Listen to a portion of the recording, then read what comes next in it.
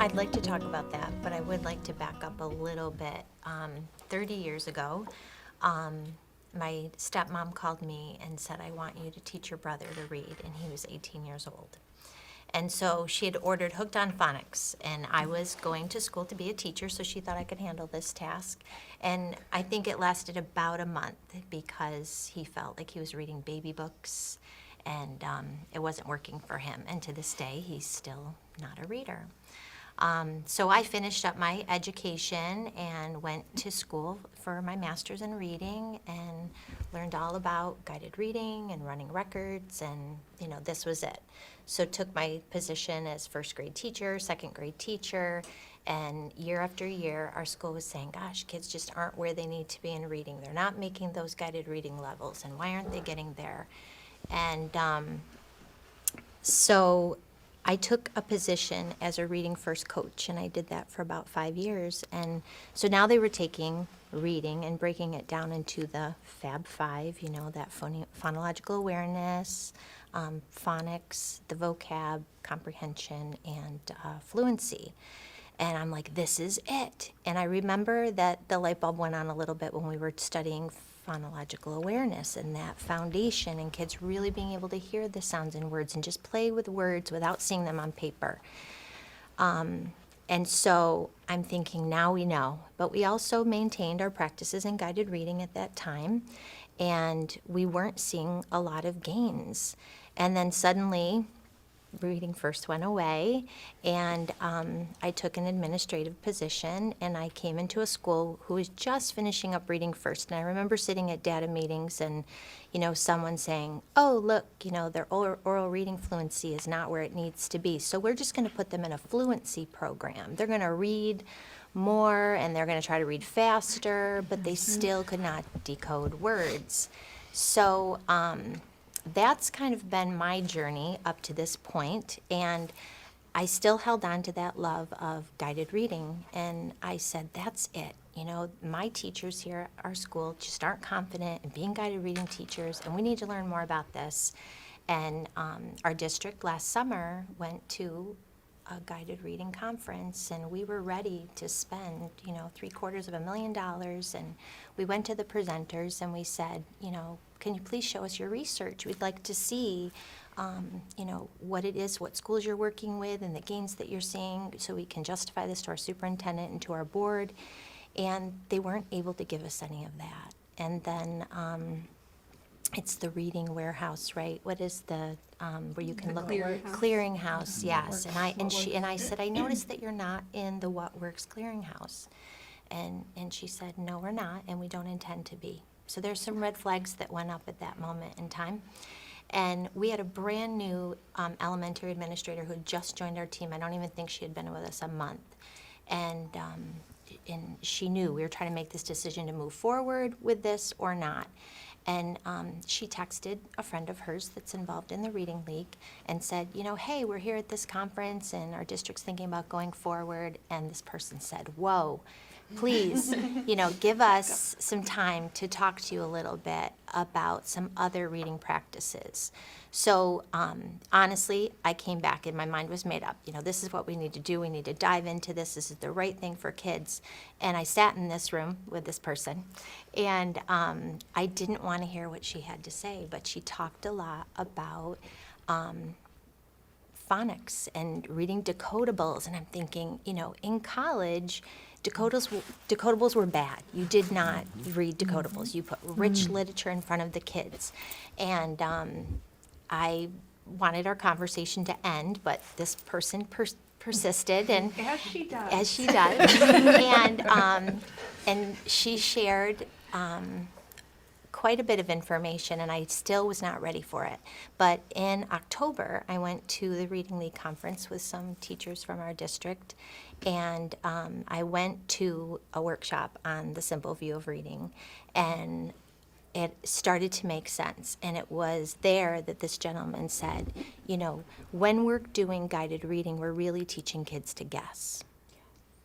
So then as he continued on and he talked about the simple view, he said reading is really about two things. It's about decoding and language comprehension. And he showed us this little formula, decoding times language comprehension equals reading comprehension. And then he showed us the Scarborough reading rope and how it's just broken down into two components. And it made me think a lot about that missing link of decoding. And I think some of the stories that we're hearing around the table today are our kids don't know how to just read the words. So as a principal, I'm thinking, okay, well, we just administered all of those running record benchmark assessments to our whole school. And the most common thing that was at the top of each running record was student cannot decode multisyllabic words. And perhaps they could read easier words, but when they get to those longer words, they did not have the word attack skills that they needed.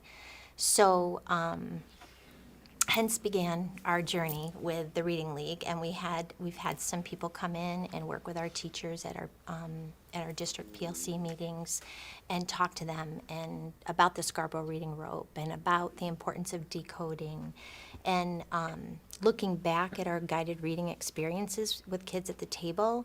I think they were more of like a language experience for them. We were working on the L side, but not enough on the D side.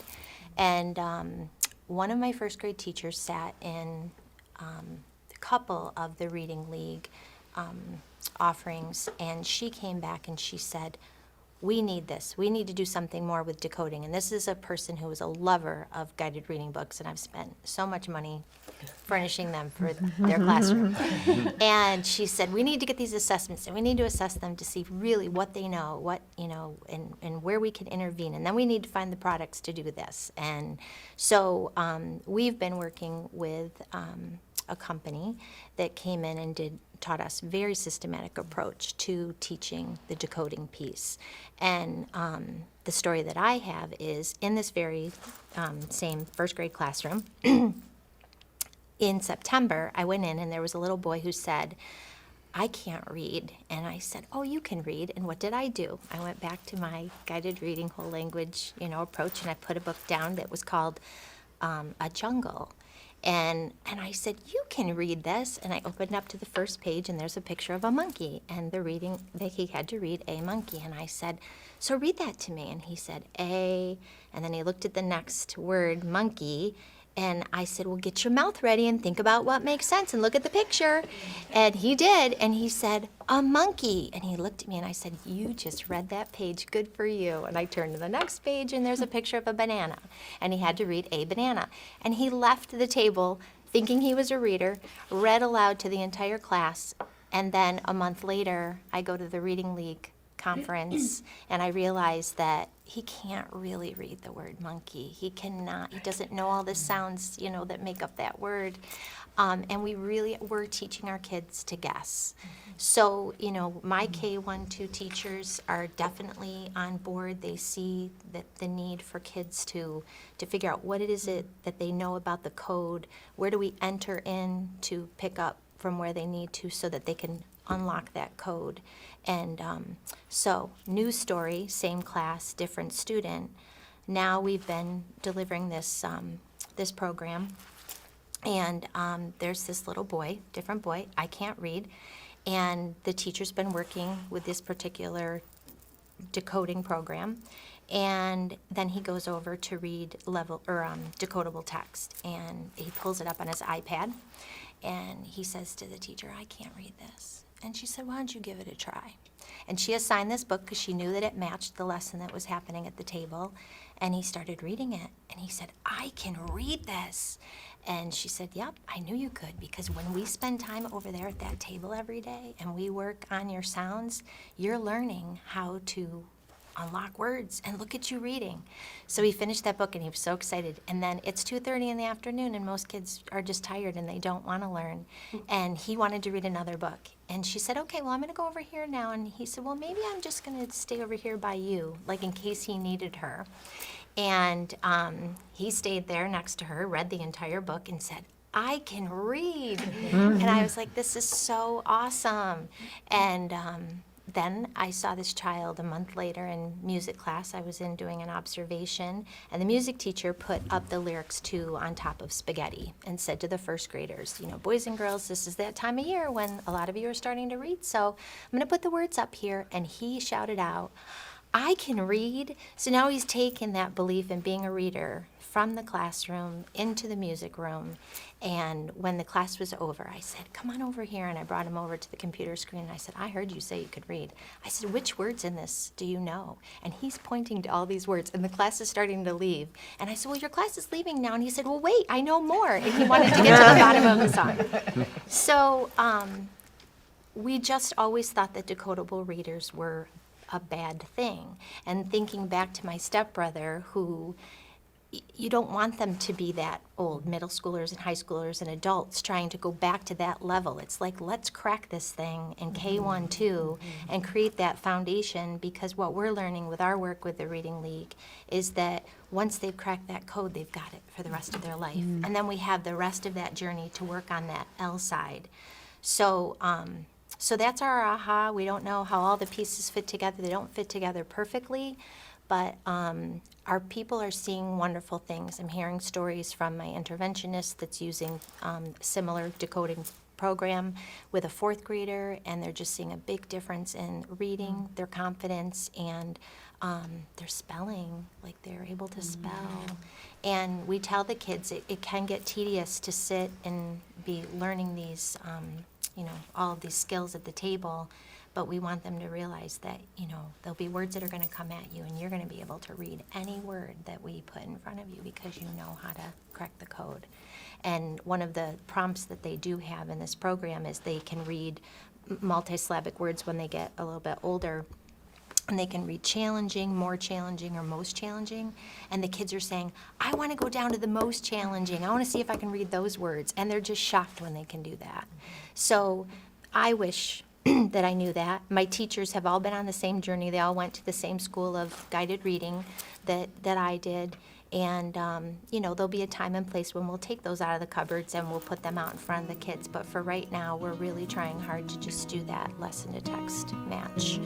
And it's working. So thank you for persisting.